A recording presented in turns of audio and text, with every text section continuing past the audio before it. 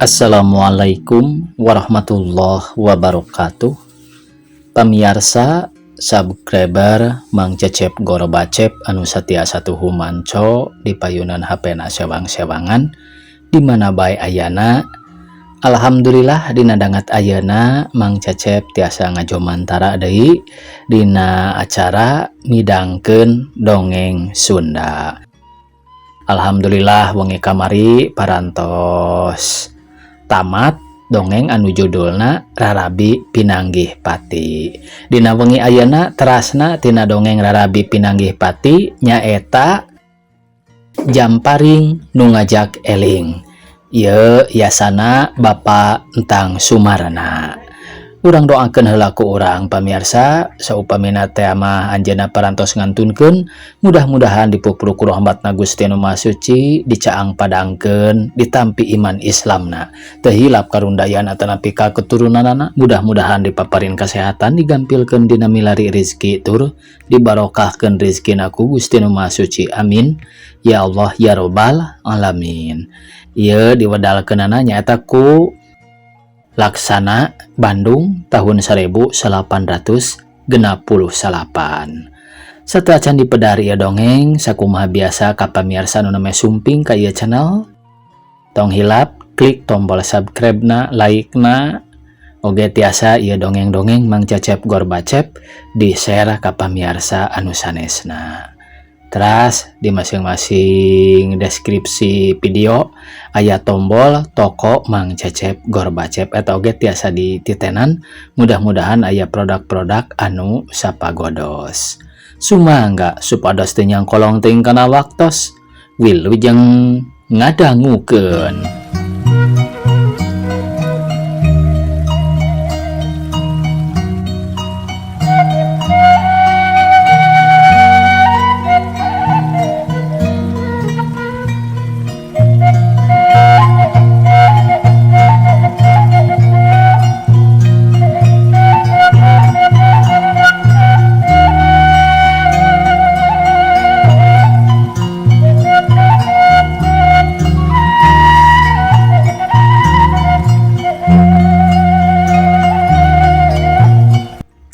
Takdir tiyang widi kudrat nu maha kawasa teu bisa dihalangan. Sanajan 1000 kambung salaksa teu hayang manusa. Teu kawasa saukur wenang ngabogaan kahayang. Alpukah jeung daya upaya memang geus cukup tapi teu bisa mempan kana kakawasaan Allah Ta'ala. Atih tetep kudu ditinggalkeun salilana kudu jadi salaki. Sanajan keur pada silih pika cinta pika sono jeung pika geget kawantu Rarabi kakara 2 bulan dikersakeun salaki nemahan pati. Dana pahlawan nu bitotama ngalawan kaum zalim jeung sarakah ayeuna ditakdirkeun wafat di tengah medan Danalaga. Balik ka jati mulang ka asal lir kembang nu seungit angin-anginan ragrag ka bumi. Bati ceurik balilihan bati ngarakacak pikir hate gudawang keur sesonoan ditinggalkeun mulang akibat kadoliman kaum sarakah nu teu wajar jeung sifat-sifat kamanusaan. Berang peuting ti saprak dikurebkeunana dana atih teh ceurik balilihan loba nu kasuat-suat nu kabayangkeun jeung kaciptakeun ngalangkangna dina lamunan jeung impian. Panutan ayeuna mah kantun ngajadi hiji kembang ciptaan sareng impenan. Engkang pahlawan nu bitotama toh pati jiwa raga mulih ka jati mulang ka asal mawa seungitna lir kembang ragrag ka bumi curucud atih cipanona. Engkang pahlawan sajati, engkang maparin pidoa ti alam kalanggengan supagi abdi hiji wanita nu masih aya di alam nyata nu dikantun ku engkang di Danalaga tiasa neraskeun hiji cita-cita nu ku engkang teu acan tiasa kalaksanakeun. Kang Dana almarhum ieu abdi atih gubrag nyuuh dina luhur bantal nyegruk cerik bangun ka nyerian pisan. Bantal geus jemlong panon geus carindul awak geus ngarasa ngahampanganana balas ruksak ti pikiran nieling salaki nu keur waktu hirupna silih pika deudeuhna. Nyai ulah dianggo berawit mana dianggo nangis balilihan kehendak engkang nama parantos sampurna di alam pawenangan. Anggur doakeun ku Nyai engkang teh sing ditampi iman Islamna, dihampura dosa perdosana, dilegakeun sareng dicaangkeun alam pakuburanana, ditempatkeun di hiji tempat nu mulia nu satimpal sareng amal perbuatanana. Sing janglar manah Nyai, sing tawakal, beri sabar ka Allah Ta'ala. Mudah-mudahan cita-cita engkangna sing aya hiji manusia nu tiasa neraskeunana. Bibi oge ngaraoskeun bangga ku ayana engkangna nu sakitu toh pati jiwa raga, sanaos dugikeun ka gugur nanging tetep korban nu mawa seungitna kembang pahlawan. Bi Ijo nyamperkeun atih nu harita keur nyegruk cerik di kamar nu aya di bumi ibu ramana Dana. Atih tur Bi Ijo kitu deui mangkarna can waka barali ka Tasik sabab ngadago nepi ka 7 poena heula. Bibi, saha deui nu bade neraskeun cita-cita engkang? Iwal ti abdi hiji wanita nu korban perasaan, korban pikiran, ditinggalkeun hiji pahlawan nu bela pati ka abdi. Abdi moal bade endag bulu salamar kangge neraskeun cita-cita engkang, numpes manusa-manusa nu boga sifat dolim sareng sarakah. Atih ngarontok Bi Ijo hing cerik di barungku susumbar. Dedeh teuing anak king, geulis anak bibi nu satia satuhu kacaroge. Ku bibi katampi sanes kanten cita-cita Nyai nu memang kedahna kitu. Bibi kacida banggana ngebogaan anak nu sakieu mulia cita-citana. Memang ku bibi ge kaharatos saha deui nu kedah bela pati iwal ti garwana. Mung bae geulis anak king, ulah bade wantun payun teuing. Margi Nyai mah sifat awewe, kirang kakiatan, paripaosna pondok lengkah hengker tanagana. Emutan heula ku Nyai nu langkung paos. Paling oge Nyai kedah ngadudua ka pangeran supagi ganjaran Nyai nu masih dikandung dina mana, di mana lahir tiasa neraskeun cita-cita ramana, di mana parantos dewasa kitu geulis. Bi Ijo ngupahan bari ngawawadian. Bibi, laras kahartos pisan cariosan bibi ku abdi. Memang abdi teh wanita nu kurang tanaga, sakadar awewe saukur bisa cerik ngawiwiw. Paripaosna deket deuleu pondok lengkah, nanging kangge waktos ayeuna mah abdi moal kantuneun. Abdi tetep bade ngalaksanakeun cita-cita nu saimbang sareng cita-cita engkang waktos gumelar di alam pawenangan. Ya Allah, geulis anak king. Dedeh teuing bibi ngarasa sugema hate boga hiji anak sanajan sifatna awewe geus wani atawa sanggup nuluykeun cita-cita nu jadi salaki. Ditotama toh pati jiwa raga di medan laga, ngabasmi kaum zolim jeung kaum sarakah. Can manggihan bibi mah hiji istri pahlawan nu sanggup nuluykeun cita-cita nu jadi salakina, di mana salaki manehna pati gugur di medan perang. Lain bibi sing mujikeun anak sorangan, iwal ti kakara Nyai sorangan nu geus kadenge ku bibi. Yen gede pisan cita-citana kana sanggup ditotama nuluykeun nu jadi salaki. Nya palih dinya namah geulis ngahargaan jasa-jasa salaki jeung jiwa nu jadi salaki teh ulah wungkul keur hirup. Dumeh masih keneh bisa merenap ka hirup nu bisa didahar dipake, tapi urang kudu ngahargaan ka pahlawananana. Sanajan tos tilar di alam pawenangan, kalolobaanana mah memang kitu. Lamun ditilar ku salaki teh cerik jejeritan ukur sapoe 2 poe, bari can ge 100 poe geus boga deui salaki. Sumawona bibi kungsi manggihan pedah nu jadi salaki gering ripuh mau bisa menyat deui ka tempona. Manehna buru-buru bobogohan deui jeung lalaki nu sejen. Eta oge lain ulah caroge tos wapat mah rek boga deui salaki oge da kuduna ngan ulah nepikeun ka urang ngahargaanana. Kanu geus maot kakara tujuhna geus bobogohan saupamana. ku bibi didoakeun sing bener-bener Nyai mah ngahargaan ka Caroge teh sanajan geus taya di kieuna hargaan ka pahlawananana lain nyarek nikah deui. Ya Allah bi kangge abdi teu pisan-pisan gaduh emutan kitu nanging abdi tetep bade neraskeun heula perjuangan nu jadi salaki dugi ka medalna jabang bayi tina kandungan dugi ka sinu jadi anak dewasa upami teu acan hasil cita-cita abdi teu acan genah panasaran kapahlawanan engkang waktos jumeneng ku abdi bade dihargaan ku jalan neraskeun cita-citana tembal atih bari nyusutan Cipanon.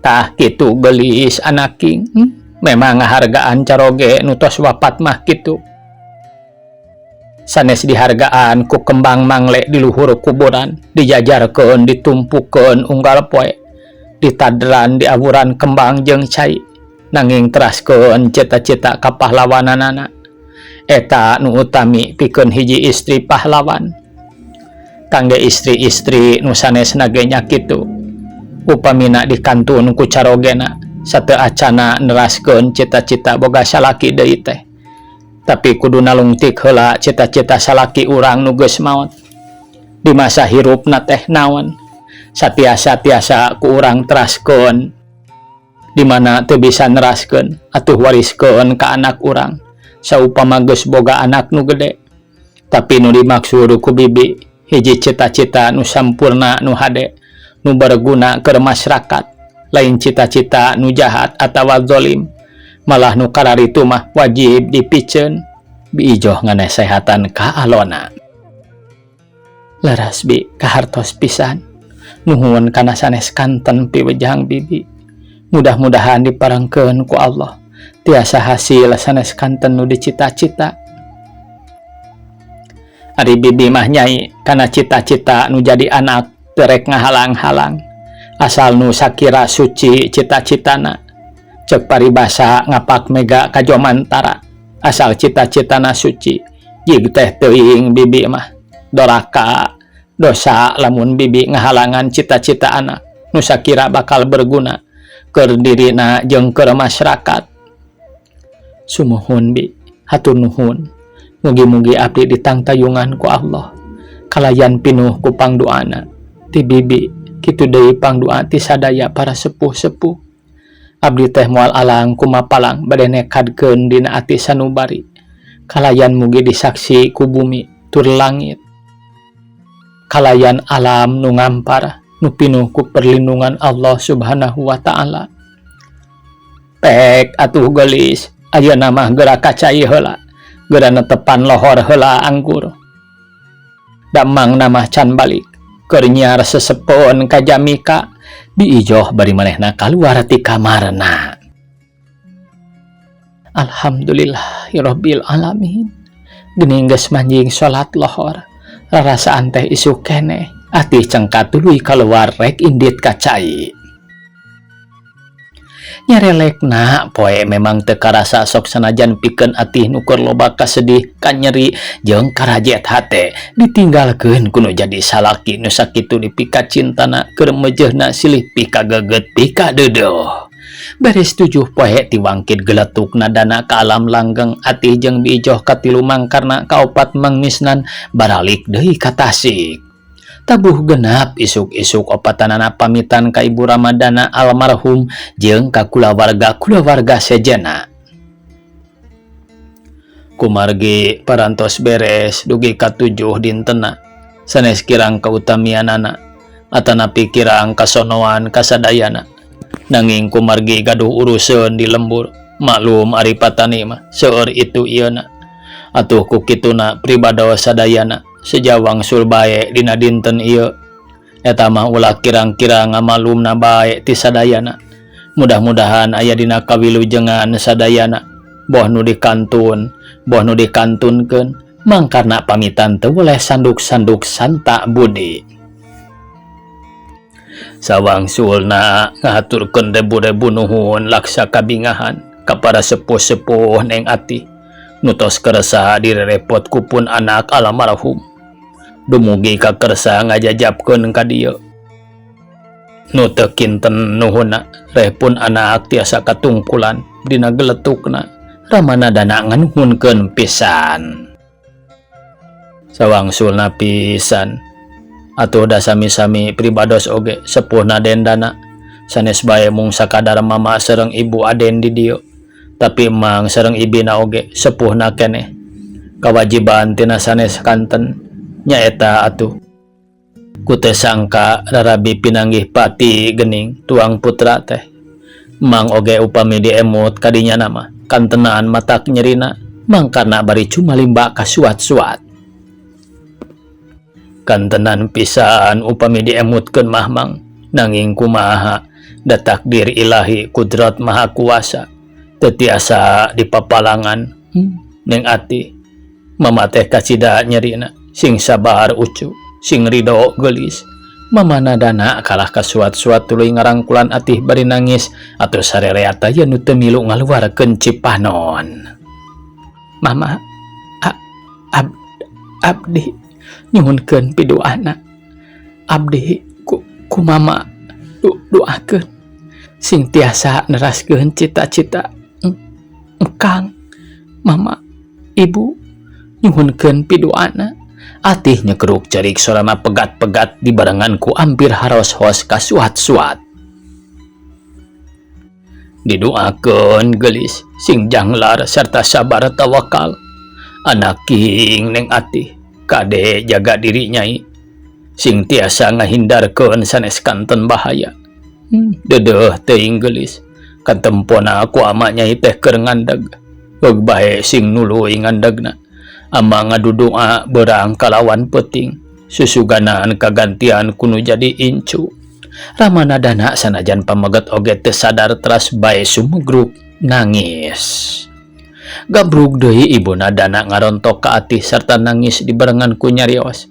Gelis anak ibu neng ati, yo ibu jajab ku pidoa ka nyai sing sabar tawakal gelis. Kakara rumah tangga tos dikersakeun papisah batin rarabi pinanggih pati teh saleresna ku ibu didoakeun pisan sing mulus rahayu berkah salamet sing nuluy eta ngandeg teh nyai. Ibu tembongan incu di mana engke dikersakeun nyai tiasa nuluy ngalahirkeun. Ati anak ibu gelis teu tiasa kebat da kebujeng ku sumegrukna nangis beuki tambah ka nyerian. Ibu mugi jihad pidoana abdi teu waleh-waleh ngagaduhan cita-cita kangge males ka nyeri kapuri ka jalmi nu saraka. Ama ibu abdi nada pidoana. Atih ngabangingik cerik leuwih ti tadi kasuat-suat.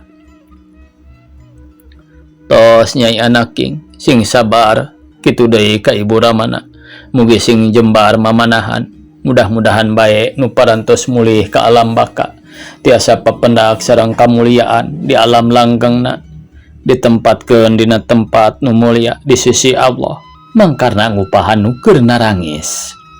Amin ya rabbal alamin. Mudah-mudahan kitu nu dimaksud ku pribados ge.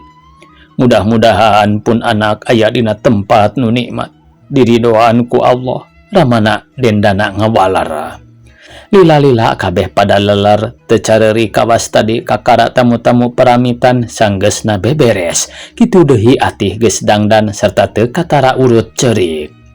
Badasa salaman silaturahmi silih doakeun silih hampura kasalahan kakara para tamu nurek marulang ka tasik tarurun ti bumi ama jeung ibu dana dijajab ku pribumi nepi ka jalan. Atih teu boleh luak lieu ka tukang nempoan golodog ibu Ramadana. Waas ketira pabauri jeung sedih buah ati nu mulang ka jati ayeuna geus moal bisa deui papanggih ret ka mamana ret ka ibuna cipanon teu boleh nyarangkrung. Lumenyap rasana leumpangna mindang rumandeg ampir-ampiran leumpangna teu bisa laju leuleus lesu lungse hate nyeri perih. Digigireun ting kolebat panutan nu geus mulang asa aya di kieuna ngalangkang beri seri ka manehna dag ngarandag beri ngagerona hate. Kang Dana, tobah teuing Kang Dana. Angin leutik ngahiliwir ngajajabkeun norek mulang lir anu mere harewos ti panutan nutos mulang. Eulis jungjunan engkang sabar ku engkang dikantun poma ulah sumoreang. Ati muntang bari ceurik kana panangan ibuna nyarita semu haros-hos. Duh, tobat teuing pangeran. Bu, abdi teh kumaha? Gering nang tunggalang layung, batin ngayet kanu mulang. Bari rumanjug jajantung rumejag rarasaan jumerit ati rasa kaget dina jero hate panon molotot mata simeteun olohok ngembang kadu teu sangka satungtung buuk maranehna nyaeta Biijoh jeung Mangkarna ati kalayan mangmisnan katurug katutuh keur mah nandangan kapeurih ti tadina ditinggalkeun maut kudana ge can lipur ku satawun paribasana sok komo kakarasa minggu datang ka lemurna teu ku hanteu nyampak imah tinggal lebuna sok sumawana lain saeutik barang-barang eusi imah saueuhna ge idi imah musna dihakan ku seuneu kaangkara murkaan ti gorombolan kitarpi. Ya Allah, teung teuingeun geuning imah teh musna lebur tinggal lebuna teung teuingeun manusia angkara murka teu pisan nyekel dasar kamanusaan asal ngeunah maranehna sorangan teu ngingetkeun ka nyeri kapurih batur.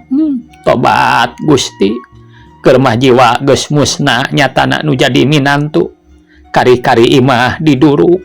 Biijoh ceurik balilihan bari kedeprok diuk teu nolih taneuh kotor pacampur jeung lebu bakat ku kanyanyerian. Teung teuingeun nah bet murang maring kana imah sedang imah mah teu boga dosa aranjeun korban lain ku anak kuring tapi ku kasarakahan sorangan. Mangkarna oge susumbar bari nyurucud cipanona geus puguhon atih mah ngajengjen teu acan lemek teu acan nyarek hareugeun keneh iwal ti mangmisna nu gogodag bari teu boleh maca dikir teh. La ilaha illallah, Gusti nu agung sing horeng la ilaha illallah. Na manusia ku kacida teuing jahat teh geus puguhon ka manusia deui ka imahna ge telenges kieu. La ilaha illallah. Kitu we gawena teh bari gogodag dasar mangmisnan mah adatna kitu teh.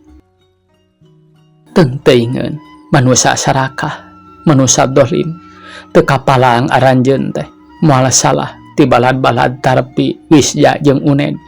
Ieu pagawean dolim pagawean setan alas bandawasa. Aing teh can punah ku paehna salaki oge hiji pahlawan harepan kuring tur nu bisa dipake harepan bangsa. Aing teu poho-poho, aing masih keneh inget yen baheula waktu rek papanggih jeung Kang Dana anyaran patepung ngalisankeun dina tulisan sapapayit sama manis sabagja sacilaka ayeuna waktuna ayeuna kuduna. Kang Dana engkang maparin hiji sarangka abdi yen belati pikeun sapapayit sama manis belati pikeun sahidup samati tapi kumaha ngagunakeunana suruh engkang ulah lepat ngagunakeunana. Ayeuna kakara kahartos yen ngagunakeunana teh kedah ku jiwa pahlawan. Hei belati, di mana anjeun?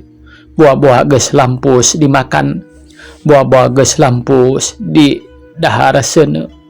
Atih kurah koreh neangan belati sugan aya sanajan geus kabeulem. Tapi waleh teu kapanggih bangkena tah balati teh atih cumeluk dina hatena. Balati, kamana anjeun teh? Kuring poho waktu tadi anjeun teu dibawa ngungsi padahal anjeun amanat tinu jadi salaki. Balati, kumaha ngagunakeunana? Kitu ceuk kecap nu panungtungan tinu jadi salaki. Kitu nu kecap nu panungtungan tinu jadi salaki. Atih terus mapai-mapai sisi-sisi kebon nu bareto kungsi katinjak kuduaan jeung salakina. Manehna kurah koreh kalayan pinuh harapan susuganan aya di dinya ngagoler lantaran ragrag kalawan kabeneran teu kapanggiheun ku musuh. Barang manehna rek nyuaikeun deui dapuran eurih gebeg manehna ngagebeg. Dumeh katara ku manehna ngagorila peso balati ngarendeng jeung hiji jam paring nu masih lamokot pinuh ku getih. Jamparing tobat teuing Jamparing goak atih ngagoak sarta harita keneh kapaehan bari nyakal Jamparing nu pinuh keneh ku getih. Nyai Biijoh mangkarna katut mangmisnan nerwaseun sarta muru ka atih nu nangkuban kapaehan bari leungeunna pageuh nyekelan Jamparing.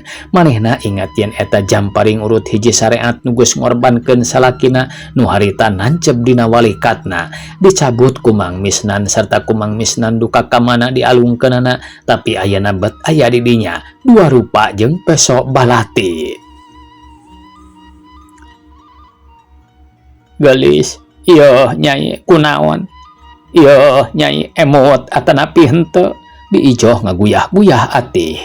Atih can rek sadar keneh bae atuh sararea bati rareuwaseun gap kumangkarna jeung mangmisnan dicarekelan pigeulangna, dirampah urat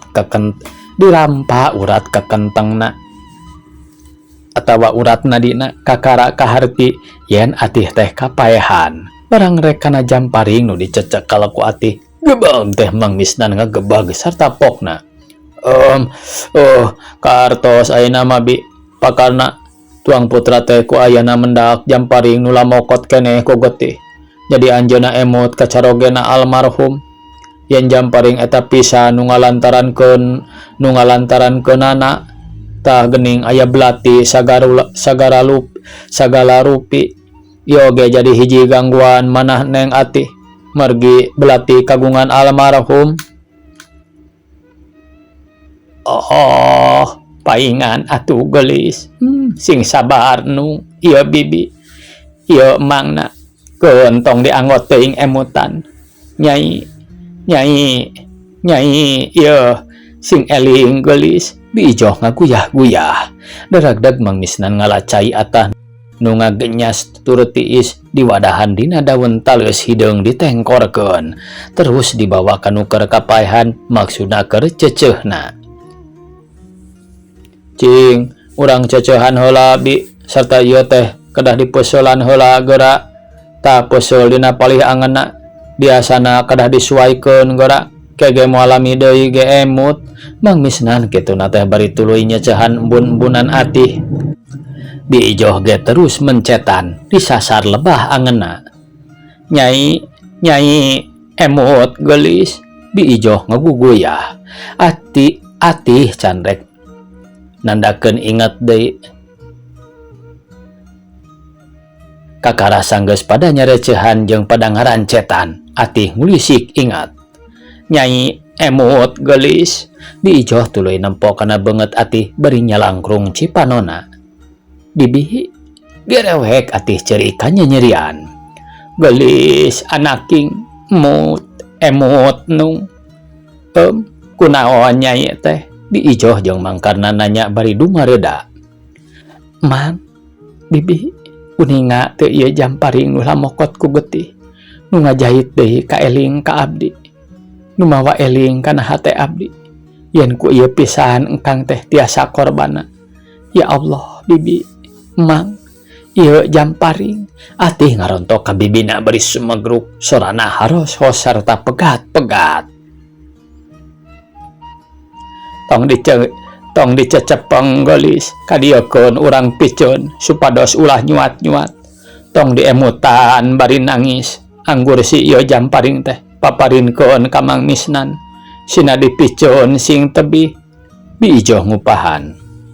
Bibi, ieu Jamparing tong dipiceun ku abdi bade dibantun, bade dianggo peringatan, dibabantun sanaos ka mana wae oge, supados ieu Jamparing salamina mawa eling kana hate, yen kedah ngangkat derajat nu jadi salaki, ngabela cita-citana,